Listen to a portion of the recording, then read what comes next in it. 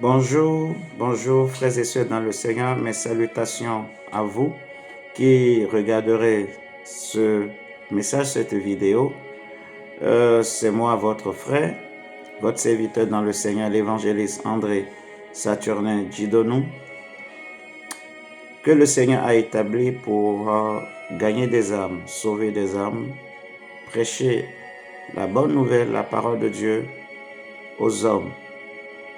Le Seigneur m'a mis à cœur de partager avec vous un message, en fait. C'est pour cela que je fais cette vidéo, pour vous partager ce message, cet enseignement, par rapport aux attaques du diable contre la sagesse ou contre les hommes sages dans les familles ou dans les nations en général.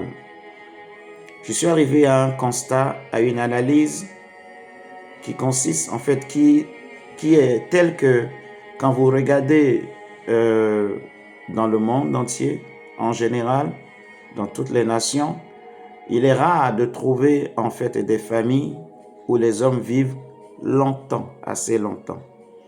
C'est rare de trouver aujourd'hui des familles où les gens peuvent vivre jusqu'à 70 ans, 80 ans, 90 ans, voire 100 ans.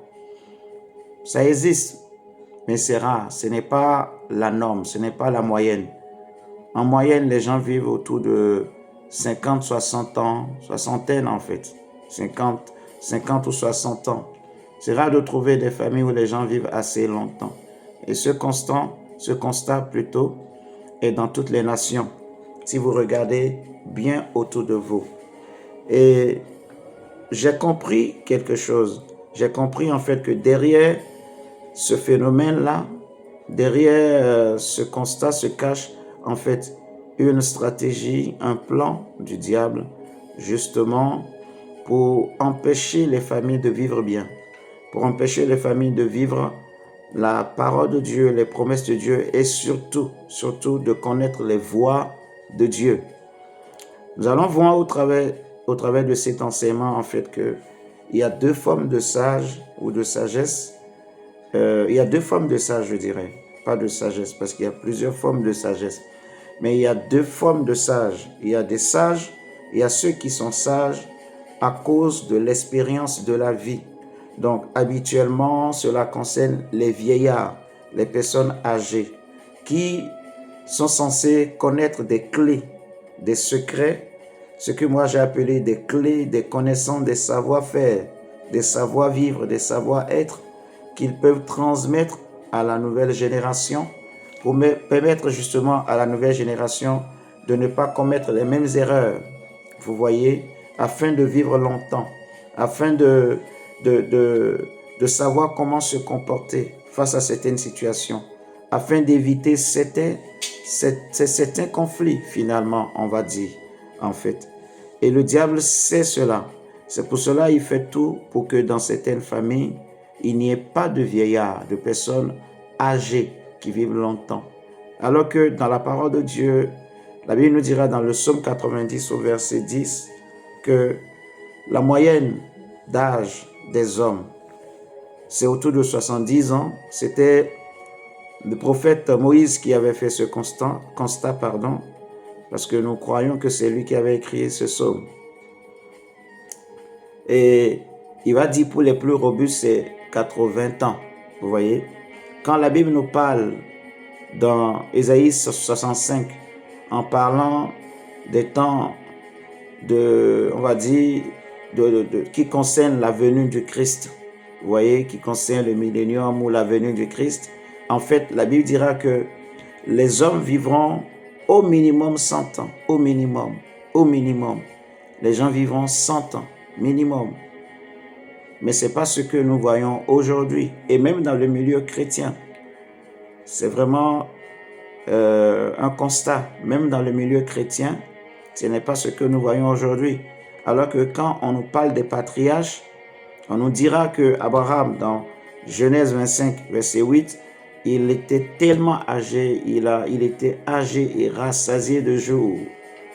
Vous voyez, là où les autres étaient rassasiés de jours, on parle de Isaac dans Genèse 35, verset 29, il était aussi âgé et rassasié de jours. Jacob, pareil.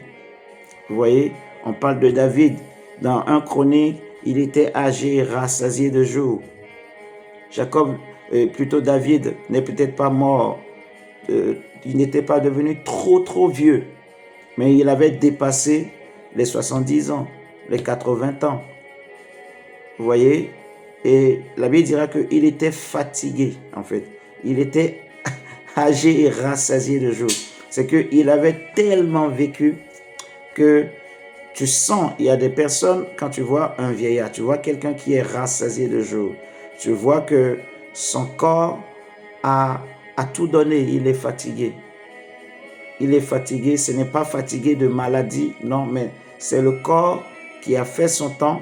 C'est là on parle de rassasié de jours. C'est là qu'on dit que la personne est âgée et rassasiée de jours. Ce n'est pas la maladie qui fait que la personne, son corps se fatigue, mais c'est parce que c'est l'âge. Vous voyez, c'est l'âge. Le temps, l'âge fait que la personne, son corps a tout donné, son corps est fatigué, ce corps ne peut plus faire certaines choses. On dit alors que la personne est âgée et rassasiée de jours. Vous voyez, on va parler de Jéhojada. Lui aussi, il était âgé et rassasié de jours. Donc, pourquoi cela ne peut pas être notre cas? Pourquoi cela ne peut pas être le cas de plusieurs familles de notre génération aujourd'hui? Nous allons voir au travers de cet enseignement que le fait d'ôter la sagesse à certaines familles, c'est une stratégie, c'est une forme d'attaque, c'est une manière de combattre ses ennemis.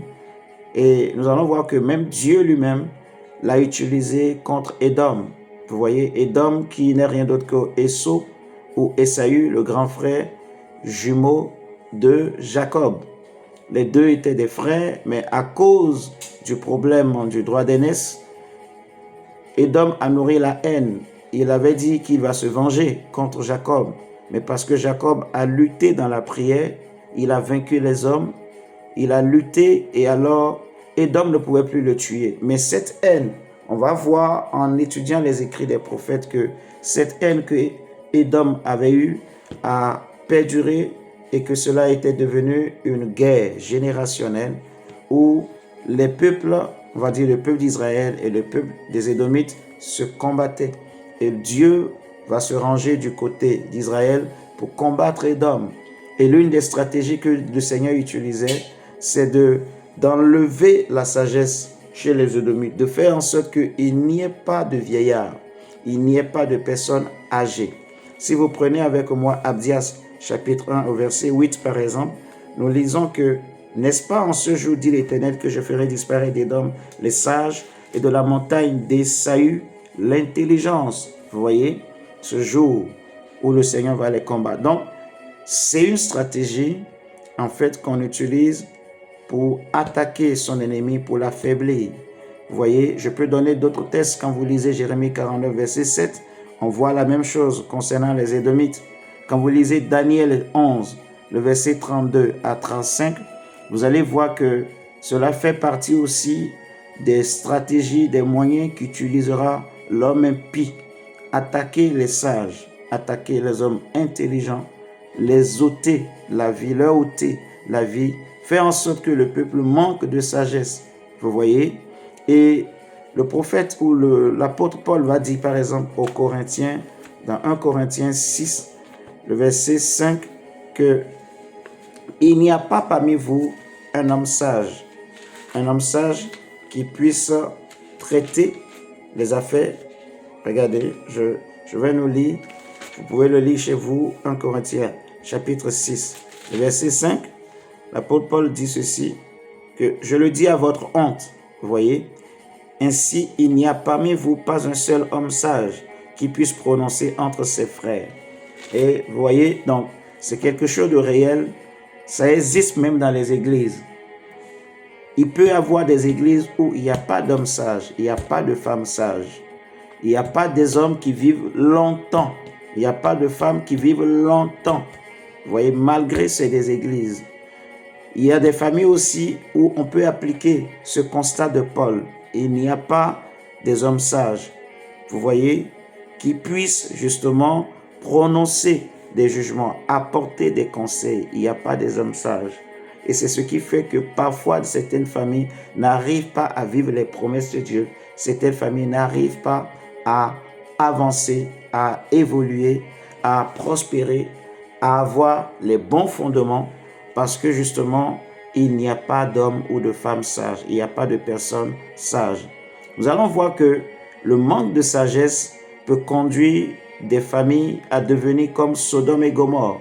Quand vous prenez avec moi Genèse chapitre 19, si vous prenez, prenons Genèse 19, Genèse 19, le verset 4. Allez, Genèse chapitre 19 au verset 4. La parole de Dieu nous dit en fait, il n'était pas encore couché que les gens de la ville, les gens de Sodome, entouraient la maison depuis les enfants jusqu'aux vieillards. Toute la population était accourue.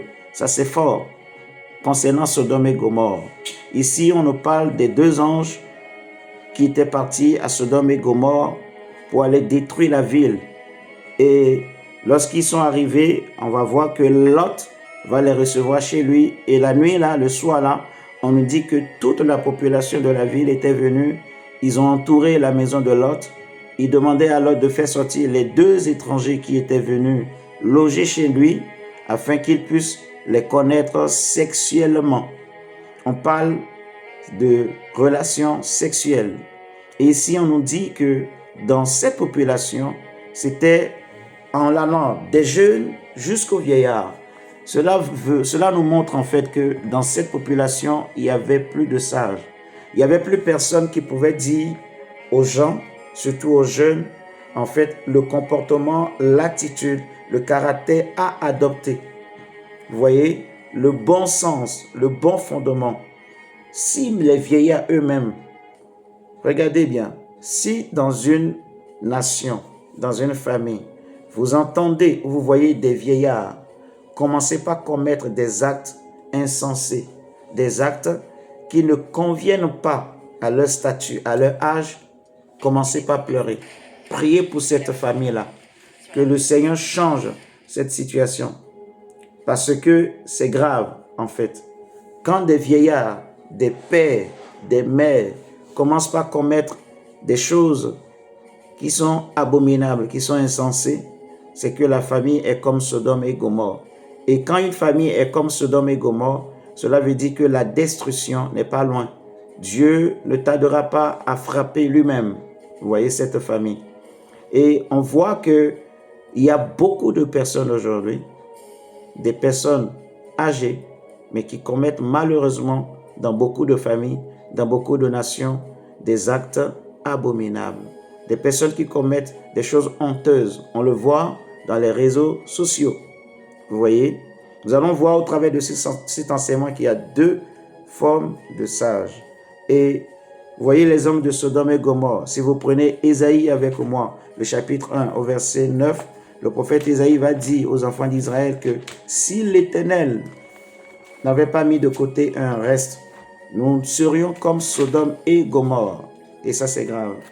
Donc, il y a des familles qui sont peut-être sur le point de devenir comme Sodome et Gomorrhe, donc une famille maudite par Dieu, une famille où il n'y a pas la sagesse. Sodome et Gomorrhe, c'est simplement une nation où il n'y a plus du tout la sagesse, où il n'y a plus du tout la crainte de Dieu, en fait. Parce que la sagesse, c'est la crainte de Dieu, c'est la haine du mal, c'est la crainte de l'égoïsme, la crainte de l'injustice, de la méchanceté, de l'orgueil, en fait. Nous allons le voir dans ce message, en fait. Quand une nation commence par commettre certains types d'actes, il n'y a plus de sagesse.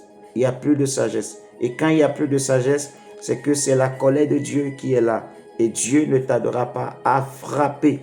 Nous voulons, au travers de cet enseignement, vraiment nous inviter chacun à prier afin qu'il ne manque pas d'hommes et de femmes sages dans nos familles. Que le Seigneur suscite toujours des hommes et des femmes dans nos familles. Et nous allons prier également pour que Dieu donne aux hommes et femmes de nos familles de vivre et d'être âgés et rassasiés dans leur vie. Qu'il y ait des hommes et des femmes âgés et rassasiés de jour.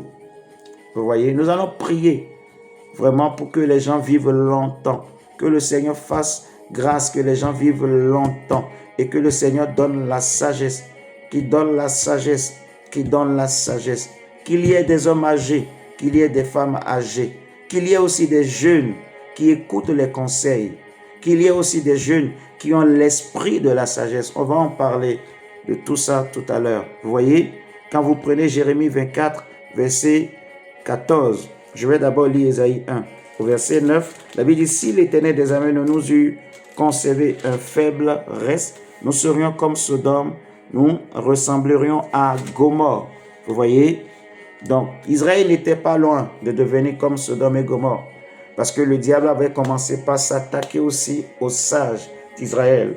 Quand les prophètes commencent par commettre des actes abominables, quand le sacrificateur commence par commettre des actes abominables, quand les sacrificateurs commencent par coucher avec les femmes, par commettre l'impudicité, l'adultère, les masturbations, les incestes, il y a beaucoup de choses, beaucoup de pratiques, en fait, que la parole de Dieu condamne.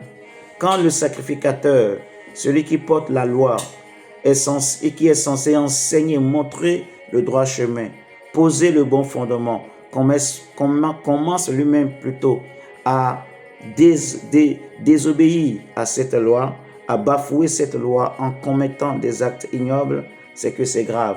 Et c'est ce qui était arrivé en Israël. Et il a fallu la miséricorde de Dieu pour mettre de côté un reste. Le reste là, c'est un reste d'hommes sages, c'est un reste de femmes sages, des hommes et des femmes qui ont toujours la crainte de Dieu.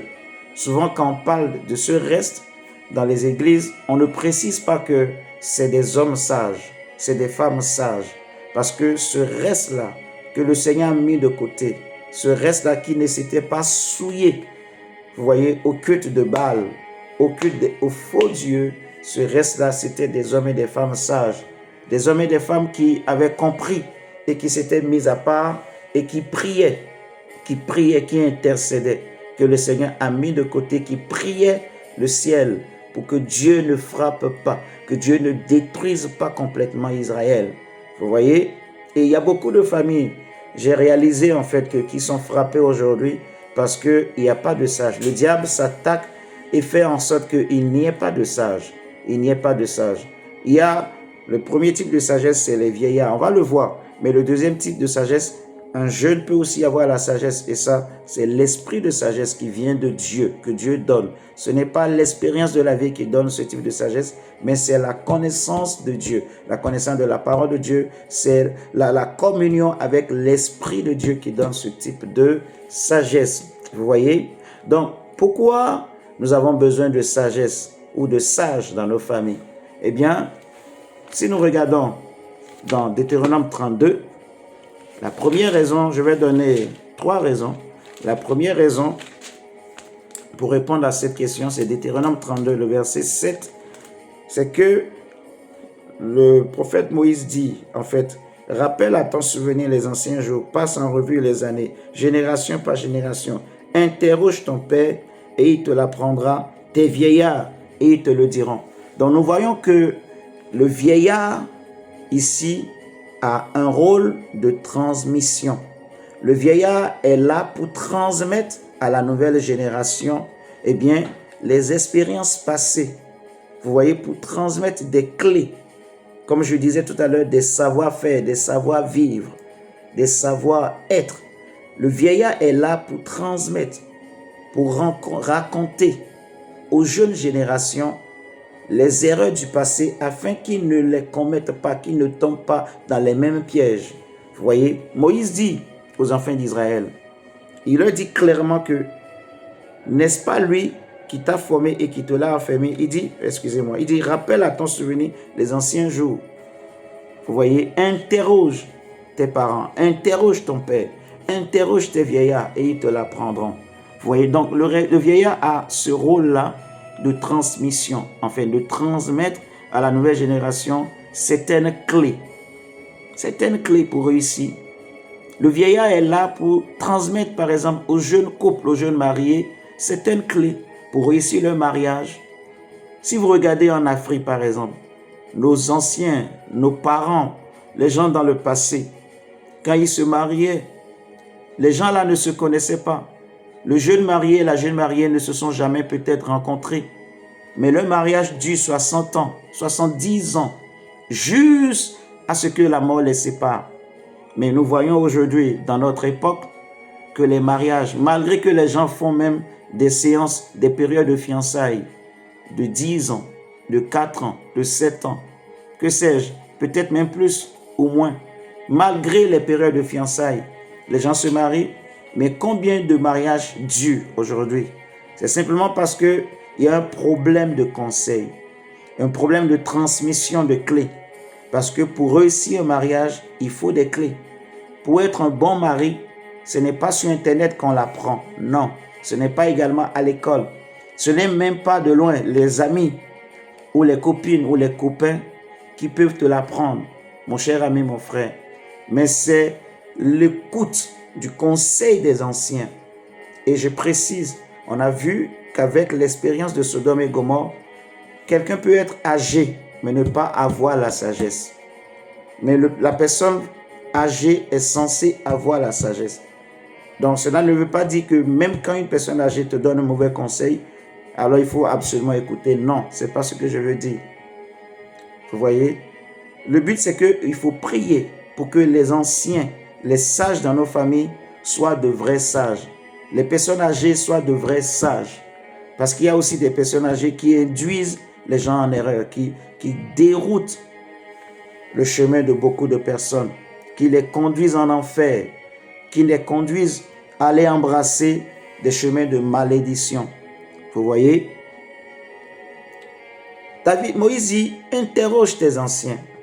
C'est très important d'interroger les anciens. Maintenant, s'il n'y a pas de vieillards, comment tu peux interroger les vieillards?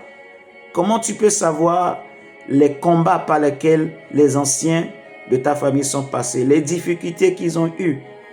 Il y a des gens, par exemple, aujourd'hui qui ont certains combats que leurs parents ont eus, que leurs grands-parents ont eus, que leurs arrière-grands-parents ont eus. Et finalement, ça devient en fait des liens, des combats qui se transmettent de génération en génération. Et pourtant, et la plupart, c'est même des chrétiens. Si tu avais ce conseil, si tu avais ces clés, tu pourras mieux orienter tes prières. Vous voyez, c'est juste des exemples que je prends comme ça pour nous expliquer en fait l'importance d'interroger les vieillards et l'importance d'avoir des vieillards sages dans nos familles. Vous voyez, c'est très important. En Afrique, on disait souvent que les vieillards sont comme des bibliothèques. Vous voyez, certains savants africains le disaient parce qu'ils connaissent beaucoup de choses. Les choses se transmettaient en Afrique oralement. On n'écrivait pas, ce n'est pas dans tous les peuples qu'il y avait l'écriture. Vous voyez, donc les vieillards étaient là pour transmettre ces connaissances, ces clés à la nouvelle génération. Vous voyez, donc on a un vrai problème aujourd'hui dans notre génération de transmission.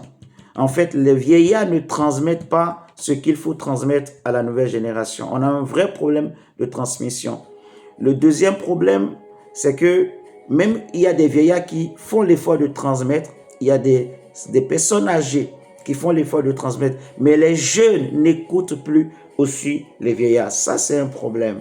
C'est une grave erreur pour notre génération de refuser d'écouter les anciens. Vous voyez, c'est une erreur. Il faut prier vraiment pour nos familles. S'il y a des jeunes qui ne veulent plus écouter les anciens, c'est pas bon. C'est le diable qui est derrière. Il faut prier le Seigneur, que le Seigneur puisse les garder, préserver les jeunes de nos familles afin qu'ils écoutent les conseils des anciens, en fait. Et j'insiste encore, il y a des anciens qui n'ont pas de bons conseils, en fait, qui n'ont pas eu bonne expérience, qui ne donnent pas de bons conseils. Donc, ce n'est pas ce genre de conseils que je demande d'écouter, vous voyez.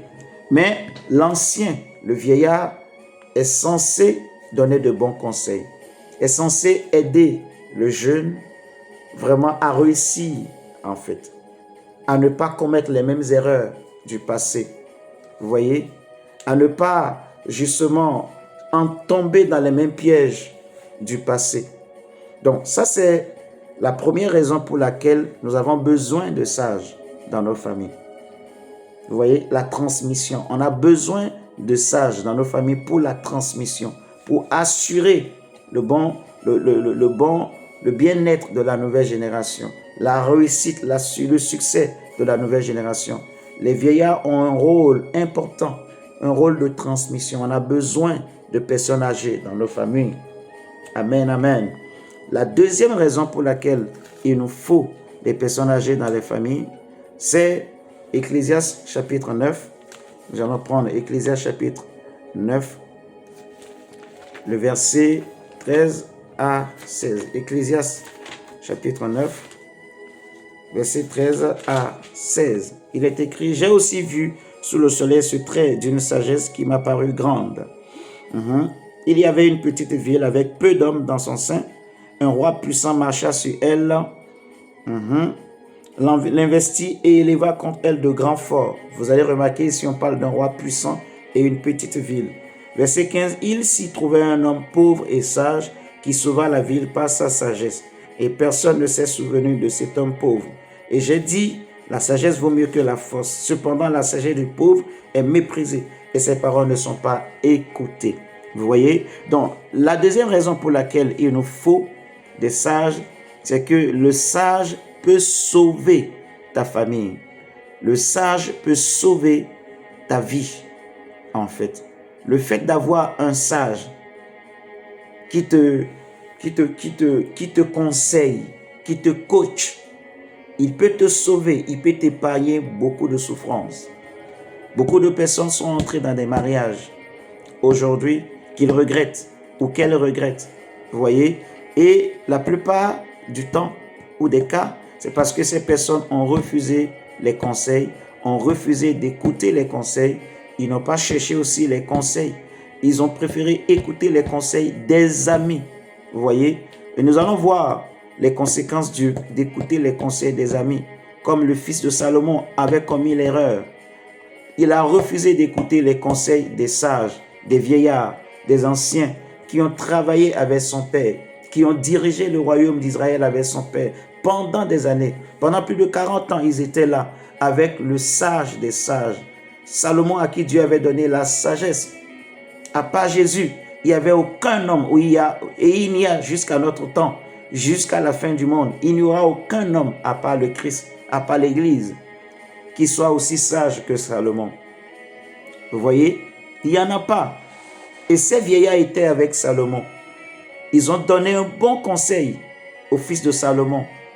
Mais le fils de Salomon a préféré écouter les conseils de ses amis. Vous voyez, de ceux avec qui il a grandi. Parce que eux, ils rigolent avec lui. Parce que eux, ils ne peuvent pas le reprendre. Parce que eux, ils ne peuvent pas le mettre mal à l'aise. Ils vont toujours lui dire ce qu'il aimerait entendre. Ils vont parler et lui dire des choses dans le sens du poil. Vous voyez, des paroles qu'il veut entendre. Comme Paul dit à Timothée que dans les derniers temps, les hommes ne supporteront plus la saine doctrine, la vérité, les bons conseils. Ils auront la démangeaison d'entendre des choses agréables. Et le fils de Salomon était pareil. Il préférait le conseil de ses amis, des hommes et des femmes avec qui il avait grandi, au contraire des sages qui ont travaillé avec son père. Et c'est comme ça que le royaume a été divisé. C'est comme ça que le royaume a été détruit. C'est comme ça qu'il a perdu. Il a tout perdu. Il a complètement tout perdu. Vous voyez, on va le voir tout à l'heure. Donc, la deuxième raison pour laquelle il nous faut des sages dans nos familles, c'est parce que le sage sauve. Dans cette histoire de Ecclésiaste 9, on voit un roi puissant, une grande armée qui vient pour attaquer une petite ville. Et pourtant, la petite ville a été sauvée, épargnée. La petite ville a vaincu la grande armée parce qu'il y avait un seul homme sage. C'est là Salomon conclura. Salomon va conclure en disant que la sagesse vaut mieux que la force. Vous voyez, il dit au verset 16 que la sagesse vaut mieux que la force. Et c'est vrai. Dans certaines situations, ce n'est pas parce qu'on manque de force qu'on a été vaincu.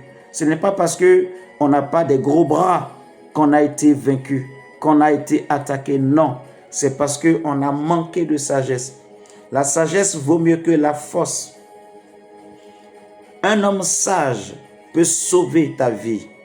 Un conseiller sage peut sauver ta famille. Avoir un homme sage dans sa famille, c'est une richesse, c'est une bénédiction. Est-ce que tu écoutes les conseils des sages? Le sage peut sauver ta famille. Le sage peut sauver ta ville. Le sage peut sauver ta nation. En fait, il est important d'avoir vraiment des hommes sages dans sa famille. Moi, je parle surtout aux familles. Vous voyez, je parle aux familles parce que ce qui concerne les nations, le Seigneur va s'en occuper. Si les nations veulent écouter, ils vont écouter. Mais je parle surtout aux chrétiens.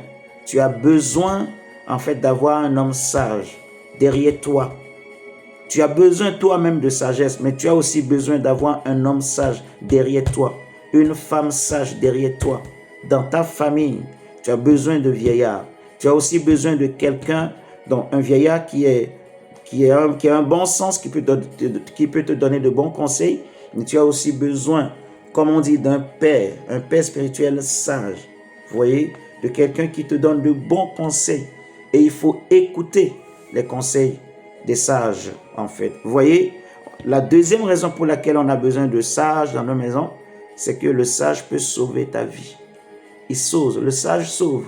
Les sages sauvent. Moi, je l'ai vécu. Je l'ai remarqué moi-même. Vous voyez, et je passe par là pour dire, en fait, ça me désole de voir, en fait, de certaines personnes que le Seigneur a établies pour donner des conseils à la nouvelle génération, mais qui hésitent et qui refusent. Parce qu'il y a aussi de ces hommes-là qui sont peut-être pas âgés, donc ils ne sont pas vieillards, ils ne sont pas des vieillards, mais qui ont l'esprit de sagesse dans les églises. Des prédicateurs qui ont vraiment cette grâce, qui ont cet esprit de sagesse et qui ont ce don de parole de sagesse. Vous voyez, ce don du Saint-Esprit qu'on appelle parole de sagesse, qui peut te donner des paroles de sagesse, des paroles qui amènent l'unité, des paroles qui permettent de résoudre certains problèmes, des paroles qui peuvent te sauver, qui peuvent t'épargner certaines souffrances, certains malheurs, mais qui ont peur que ça ne marche pas, qui ont peur que si ça ne marche pas, on va se retourner contre moi. Parce que peut-être ils ont déjà vécu des expériences pareilles. Je passe par ce moyen pour vous dire en fait que de ne pas hésiter de donner des conseils. Parce que moi, je suis passé par là et ça m'a servi de leçon. C'est pour cela, autant que le Seigneur le permette, je donne des conseils. Aux frères et sœurs que le Seigneur a mis à mes côtés, autour de moi, que j'encadre, je donne des conseils. Écoutez les conseils, ça va te préserver de beaucoup de souffrances, de beaucoup de malheurs, de beaucoup de dangers. Vous voyez? Donc, ça c'est la deuxième raison. La troisième raison que je peux donner, c'est que, regardez, on va prendre d'abord 1 Roi chapitre 12. 1 Roi chapitre 12, ce que je suis en train de dire par rapport au fils de Salomon. 1 Roi chapitre 12, le verset 5. Et je vais donner la troisième raison. Ça, c'est surtout pour appuyer la deuxième raison que je viens de donner. Je crois que c'est important que je vous donne ce passage. 1 Roi chapitre 12, le verset 5, je vais le lire. Ensuite, je vais sauter et lire le verset 8. Je vais lire le verset 13. Donc, au verset 5, on nous dit, il leur dit, allez et revenez vers moi dans 3 jours. Et le peuple s'en alla. Ça, c'est le fils de Salomon, Roboam. Parce que le peuple était venu lui demander une faveur. Et il avait voulu prendre conseil. Et c'est une très bonne démarche. Vous voyez? Mais au verset 8, la Bible nous dira que mais Roboam laissa le conseil que lui donnaient les vieillards. Et il consulta les jeunes gens qui avaient grandi avec lui et qui l'entouraient. Je vais lire le verset 7 également. La Bible dit, voici ce qu'il lui dit.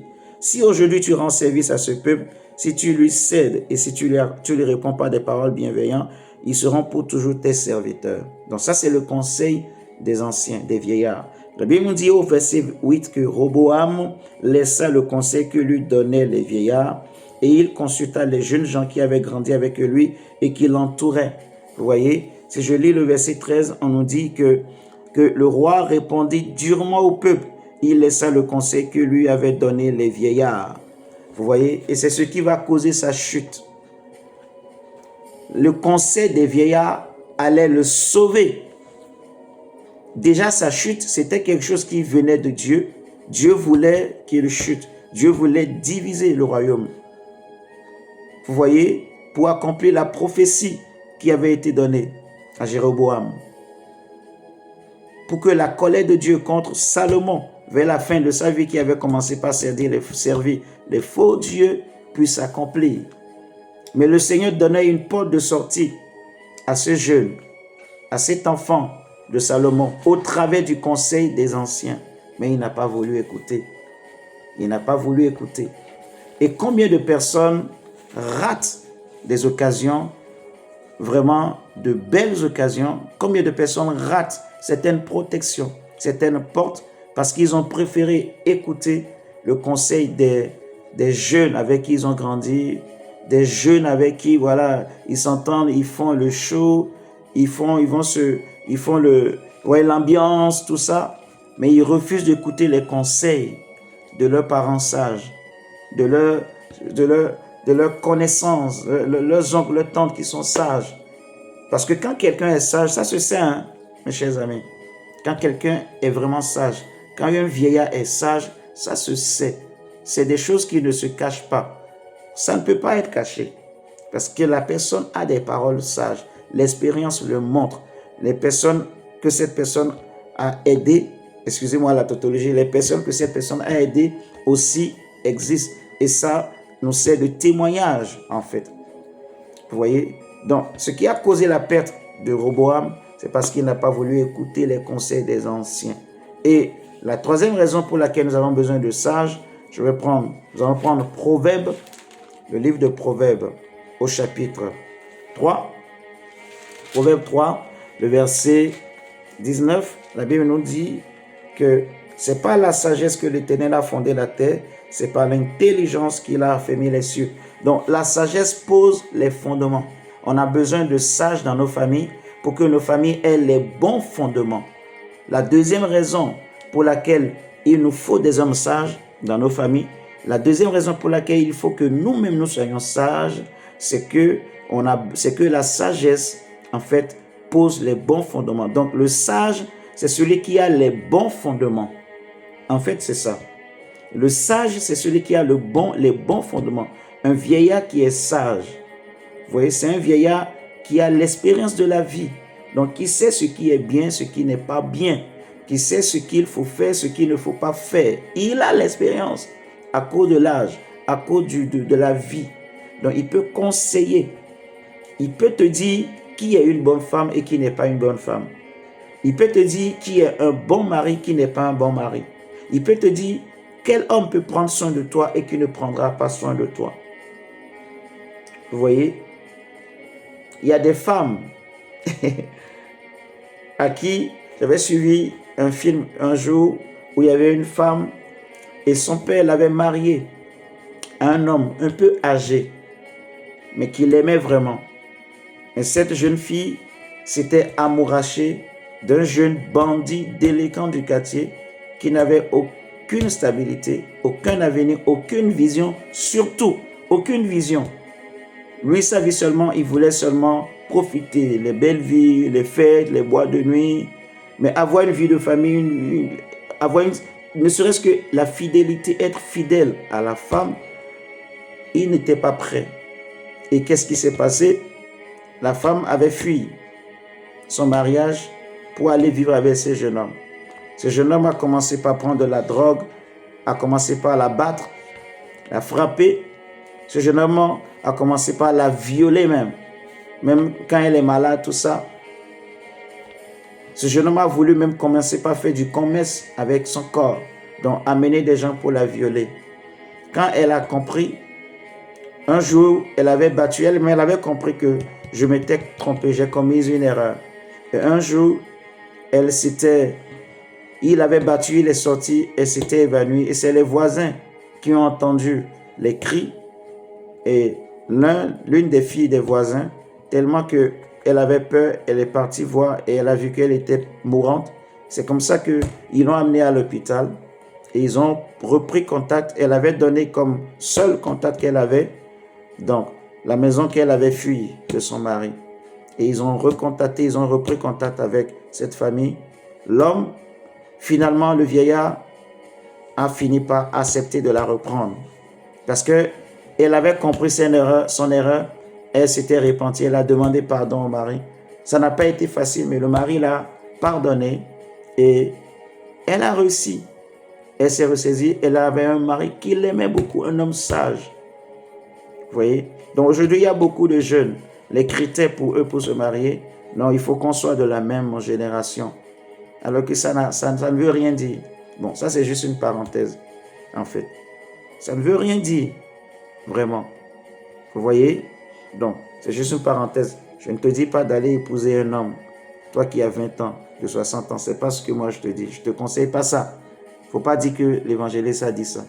Mais, en tout cas, ce que moi je sais, c'est que ça ne veut rien dire, en fait, pour être heureux dans un mariage, que l'homme soit plus âgé que toi, plus âgé de 10 ans, plus âgé de 15 ans, ce n'est pas un problème. Vous voyez, il y a des couples aussi où la femme est plus âgée. Donc, ce n'est pas un problème, en fait.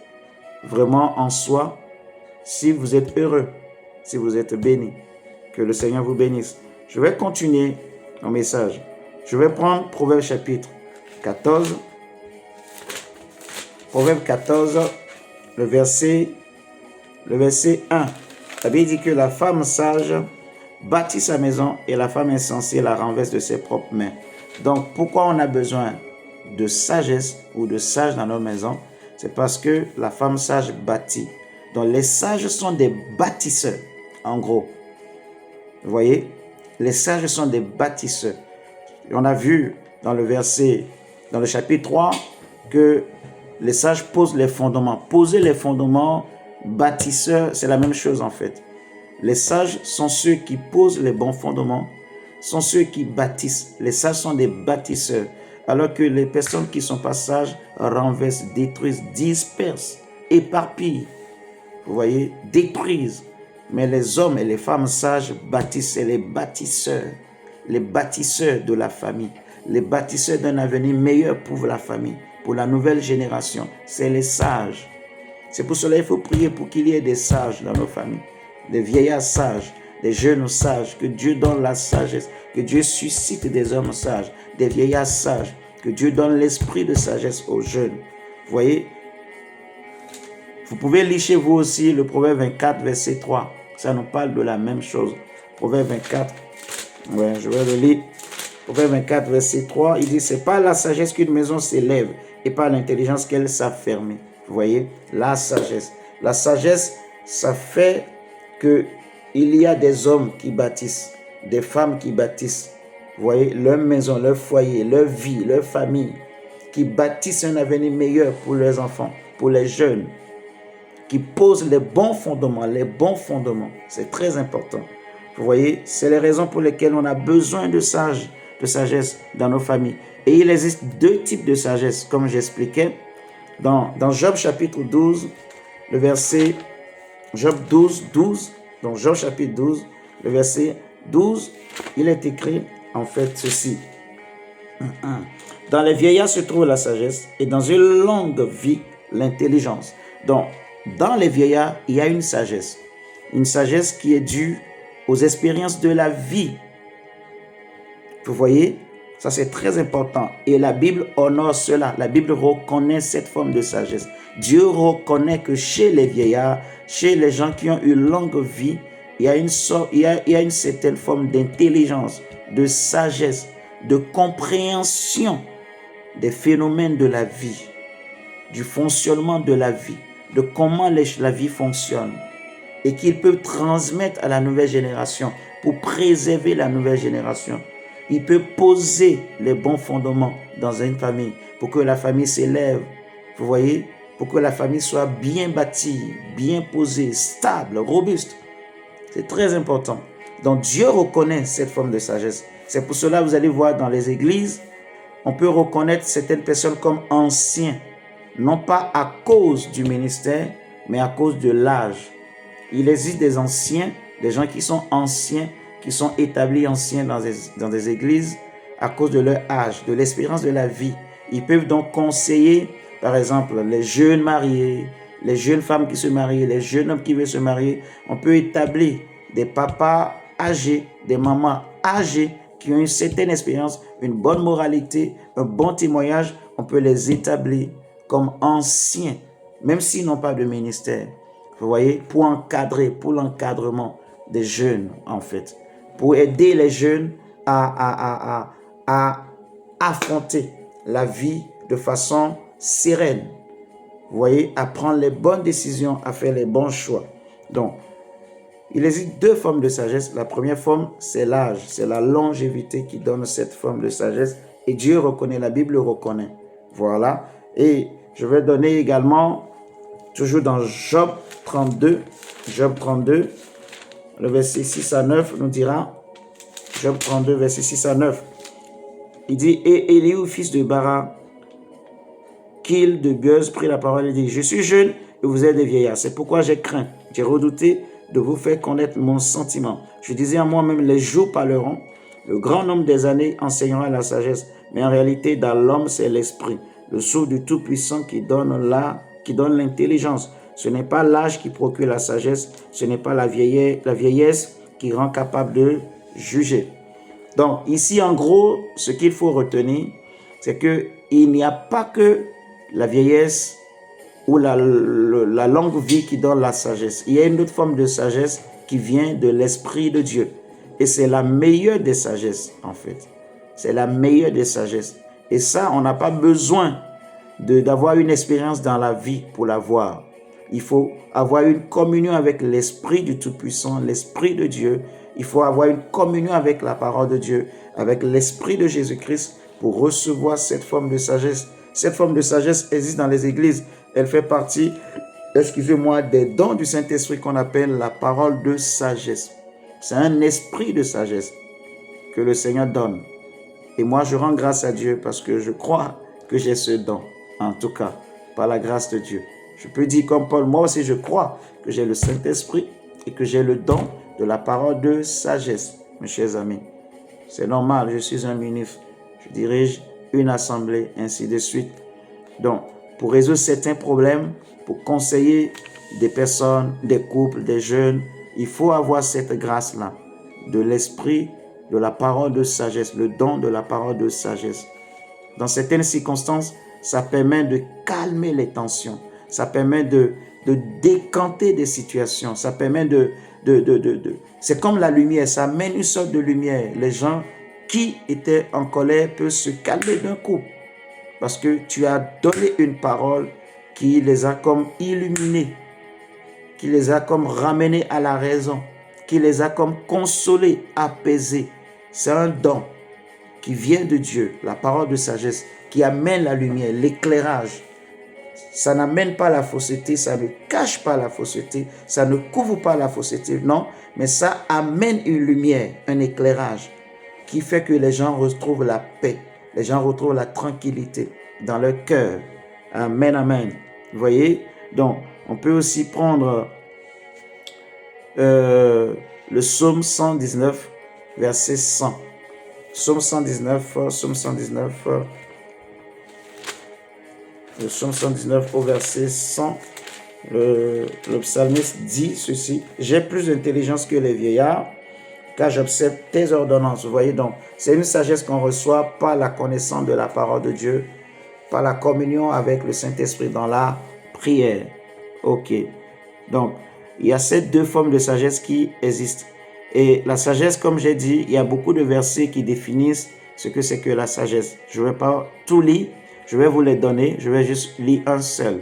Vous pouvez lire le psaume 111 au verset 10, Proverbe 1, verset 7, Proverbe 9, verset 10, Proverbe 8, verset 13. Je répète, vous pouvez lire le psaume 111, verset 10, Proverbe chapitre 1, verset 7, Proverbe chapitre 9, verset 10, et Proverbe chapitre 8, au verset 13. Vous voyez, la Bible dira que Jésus-Christ, dans Éphésiens 3, au verset 10, est la sagesse infiniment variée de Dieu. Et dans Éphésiens 1, verset 30, que Jésus a été fait pour nous sagesse. Donc, en tant que chrétien, je suis censé avoir la sagesse infiniment variée de Dieu. Mon frère, ma soeur, je t'invite à chercher la sagesse de Dieu. Toi qui es jeune marié, toi qui aspires au mariage, toi qui aspires à ce que la vision que tu as puisse s'accomplir. Toi qui es une femme, tu as une vision. Tu es un homme, tu as une vision. Tu es un jeune homme, tu as un avenir. Tu crois en ton avenir. Tu crois aux promesses de Dieu. Tu crois que demain sera meilleur. Tu as bien fait. Moi aussi, je crois que ton lendemain sera meilleur avec Jésus-Christ de Nazareth, notre Dieu. Eh bien, pour que tu ne passes pas à côté de ce plan que Dieu a pour toi, selon les promesses de Dieu, recherche la sagesse. Recherche à ce que tu aies autour de toi, tu t'entoures des hommes sages pour te conseiller, te coacher, t'encadrer, pour t'aider, pour t'ouvrir les yeux. Prie qu'il y ait dans ta maison, dans ta famille, des hommes également sages. Vous voyez, la Bible nous dira en fait que j'ai dit je vais lire un texte sur qu'est-ce que la sagesse, mais finalement je ne lis pas. Lisez-les chez vous, je vous ai tout donné. Je voulais lire Proverbe 8, verset 13, mais je l'ai déjà tout à l'heure finalement cité. Donc lisez-le chez vous. Je vais essayer de ne pas dépasser 1 heure par rapport à l'enseignement, s'il vous plaît. Donc, il y a un texte qui me tient à cœur que je veux lire. C'est Ésaïe 65, verset 10. Ésaïe 65, verset 10. Mon cher ami, Ésaïe 65, verset 10. Ésaïe 65, verset 10, la Bible déclare que le saron, 65, verset 20, pardon, c'est pas le verset 10, verset 20. Ésaïe 65, verset 20. Voilà, la Bible dit qu'il n'y aura plus ni enfant ni vieillard qui n'accomplissent leur jour, car celui qui mourra à 100 ans sera jeune. La Bible dit, je répète, il n'y aura plus ni enfant ni vieillard qui n'accomplissent leur jour, car celui qui mourra à 100 ans sera jeune, et le pécheur âgé de 100 ans sera maudit. Voilà ce que la parole de Dieu nous dit concernant l'Église, concernant les enfants de Dieu, en fait, concernant le corps de Christ. Cela peut arriver dans la volonté de Dieu que quelqu'un meure jeune. Ce n'est pas un problème, hein? C'est pas un problème. On ne va pas chercher midi à 14h, on ne va pas commencer par dire « Ah, sorcier ». Non, ce n'est pas ça. Ça peut arriver que quelqu'un parte jeune dans la volonté de Dieu. Vous voyez, c'est normal, c'est possible. Mais en moyenne, vous voyez, si tu n'as pas fini ta mission sur la terre, Jésus avait fini sa mission sur la terre. Il n'avait plus rien à faire sur la terre. C'est pour cela qu'il est parti. Au bout de 3 ans et demi, il est mort, il est parti. Vous voyez, les apôtres ont aussi achevé leur course et ils sont partis. Le plus vieux, celui qui a vécu longtemps parmi eux tous, c'était l'apôtre Jean, qui était devenu un vieillard. Il avait vraiment vieilli. Et il était toujours là. Mais les autres étaient morts avant lui. Paul est mort, peut-être dans la soixantaine ou 70 ans, par là. Pierre aussi est mort. Pareil, vous voyez, ils sont tous morts. Ils n'ont pas atteint 80, les apôtres. À part quelques-uns. Le plus qu'on connaît, c'est l'apôtre Jean. Vous voyez? Est-ce que c'était un problème? Non. C'est parce qu'ils ont achevé leur course. Ils ont achevé leur mission, en fait. Ils n'avaient plus rien à faire. Ça, c'est des hommes, en fait, qui préfèrent mourir et aller rejoindre Christ, comme l'apôtre Paul disait, plutôt que de rester dans ce monde et de vivre dans ce monde, de continuer à lutter toujours contre le péché. Non. C'est des hommes qui ont compris qui est Christ, qui ont compris que c'est dans leur intérêt d'aller le rejoindre. Donc, c'est eux-mêmes qui ont désiré tout ça. Vous voyez? Mais je veux parler pour toi, pour ta famille, en fait. Je veux prier que vraiment les gens accomplissent leur jour. Comme on a lu, il n'y aura plus ni vieillard, ni enfant qui n'accomplissent leur jour. Car celui qui mourra à 100 ans sera jeune. 100 ans, c'est jeune. Pour Dieu, 100 ans, c'est jeune. Je veux prier. Tu vas prier avec moi. Nous allons prier encore ce soir par rapport à tout ce que j'ai partagé avec vous. Que les gens atteignent même 70 ans, 80 ans. Nous allons prier que les jeunes accomplissent leur jour, les enfants accomplissent leur jour, que les vieillards accomplissent leur jour. Il y a des gens, on a écouté leur jour. On a écouté leur jour. Ils n'ont pas accompli le nombre de jours que Dieu leur avait réservé. Vous voyez? Ils sont partis tôt à cause d'une erreur. Parce qu'il n'y avait pas de sage. Parce qu'il n'y avait pas de femme sage. La maman n'était pas sage. Le papa n'était pas sage. Les enfants n'étaient pas sages. Vous voyez? Comme on a pris le cas du fils de Salomon, combien de gens aujourd'hui refusent aussi les conseils? Ils refusent les conseils et ils ouvrent les portes pour leur propre vie et pour leur famille et pour les générations futures. En fait, c'est tellement important ce message. Prie vraiment pour ta famille, toi qui m'écoutes. Que le Seigneur donne à ta famille des hommes et des femmes sages. Que les gens vivent longtemps. Que les gens accomplissent leur jour. Rappelle à Dieu, il est écrit que le plus jeune, celui qui meurt à 100 ans sera jeune. Alors pourquoi moi, dans ma famille, les gens ne meurent pas à 100 ans? Je veux et je prie, Seigneur, que les gens vivent longtemps, minimum 70 ans, 80 ans. Que les gens soient robustes, que le Seigneur leur donne la vie, le souffle, une longue vie, que les gens achèvent leur jour, que les gens accomplissent leur jour, que les gens ne meurent pas avant le thème de leur jour. Que les plans et les projets du diable, les stratégies du diable pour empêcher les gens de vivre le nombre de leurs jours qui leur est réservé, que le Seigneur détruise ces stratégies. Tu vois, il faut prier le Seigneur dans ce sens. Il faut prier que le Seigneur détruise les stratégies du diable. Prier que les gens vivent longtemps pour ta famille. Prier qu'il y ait des sages dans ta famille. Je vais m'arrêter là. Toi qui as écouté mon message, si vraiment tu es touché et que tu veux donner ta vie au Seigneur, tu peux répéter cette prière avec moi. Seigneur Jésus, je reconnais mes péchés. Je te demande pardon pour mes péchés. Je t'accepte comme mon Seigneur et Sauveur. Je te donne mon cœur. Viens et rentre dans mon cœur. Merci Seigneur d'avoir fait de moi ton enfant. Au nom de Jésus-Christ. Amen. Et si tu veux, si tu es à Lyon ou même ailleurs, tu peux te joindre à nous. Si tu n'es pas baptisé, on peut te baptiser également par immersion dans le nom du Seigneur Jésus. On va prier pour toi. Le Seigneur va te donner le Saint-Esprit. Et si tu as une assemblée là où tu es aussi, tu peux aussi aller. Mais nous faisons aussi les cultes en ligne où les gens participent via Zoom, même à distance. Donc, on a beaucoup de personnes qui suivent nos cultes, qui sont rattachées à notre assemblée et qui sont à distance. Et tout se passe très bien. Donc, si tu es sur Lyon, tu peux venir nous rejoindre, tu peux venir nous visiter, tu seras la bienvenue ou le bienvenu. Si tu es aussi loin et tu veux nous suivre, tu peux nous contacter, on va te donner les informations, notamment l'identifiant Zoom que tu pourras utiliser avec le code secret pour te connecter à nos programmes. Et je t'invite à notre programme de fin d'année. On organise un séminaire les 27 et 28 décembre. Donc, pour préparer l'entrée dans la nouvelle année, tu es mon invité. Je t'invite vraiment à ce programme.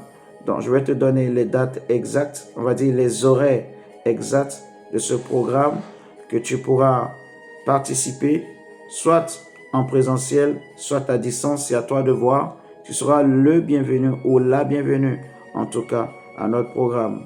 Que le Seigneur te bénisse d'avance. Excusez-moi, je veux chercher ce flyer que je vais vous montrer. Je vais vous donner les horaires plutôt. Les horaires.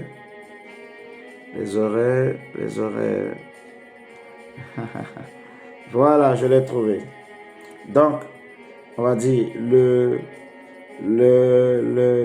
où sont les horaires? Voilà, le 27, c'est de 15h à 18h et le 28, de 10h à 13h. Le 27, c'est un samedi. De 15h à 18h, nous serons dans notre salle de prière. Et le 28, c'est de 10h à 13h. Viens, et le thème sera « Ne vous conformez pas au siècle présent ». Tu vois, parce que nous allons parler de beaucoup de choses. Nous allons aussi prier. Actuellement, nous sommes dans un jeûne de 14 jours que nous avons commencé et que nous allons terminer le 24 décembre. Donc, si tu veux, tu peux aussi te joindre à nous pour jeûner, pour préparer cette nouvelle année qui va commencer dans quelques jours. Que le Seigneur te bénisse, que le Seigneur bénisse ta famille et sois sage. et que le Seigneur te donne la sagesse. Toi qui es jeune, écoute les conseils des anciens, écoute les conseils des personnes que le Seigneur a mis autour de toi. Entoure-toi d'hommes et de femmes sages qui ont la crainte de Dieu, qui craignent le Seigneur, qui servent le Seigneur. Que Dieu vous bénisse. C'est votre frère, l'évangéliste André Saturnin, Gidono. Je vous dis à très bientôt et à ce soir pour ceux qui sont en train de jeûner et prier avec nous au nom de Jésus. Ciao, ciao, bye bye.